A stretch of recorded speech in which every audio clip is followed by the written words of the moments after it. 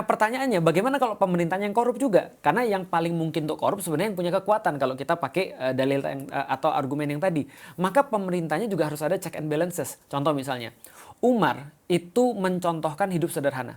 Dan benar-benar ketika dia bilang efisiensi, berarti benar-benar real efisiensi. Bukan cuma efisiensi, tapi ternyata menterinya ada yang naik pesawat private gitu kan ya. Atau misalnya ternyata istrinya pejabat, ternyata bajunya, pakaiannya, tasnya itu ratusan juta, nggak gitu. Tapi benar-benar real efisiensi. Umar sendiri mencontohkan misalnya ketika anaknya datang ke kantor, dia langsung kemudian matiin lampu.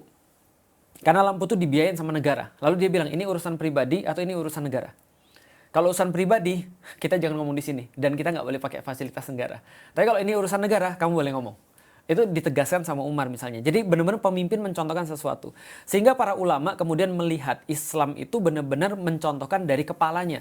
Jadi dia mencontohkan seperti apa? Dia mencontohkan untuk hidup sederhana, dia mencontohkan untuk tidak bermewah-mewahan, dia menjadi contoh bagi orang-orang lain untuk benar-benar tidak hidup glamor lah.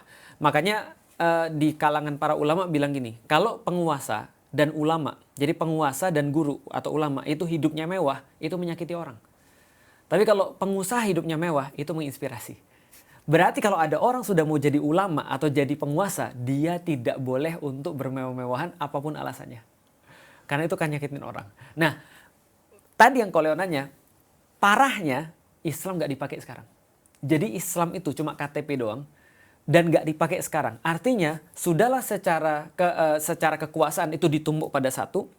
Lalu kemudian secara budaya kita benar-benar belum terlalu bagus. Secara Islam dia nggak dipakai. Ya udah hancur jadinya. Jadi secara kekuatan, lalu kemudian secara budaya dan secara agamanya nggak dipakai. Hancur semuanya. Nah, itu terjadi di Indonesia tuh. Nah, pengen tahu ini dulu deh.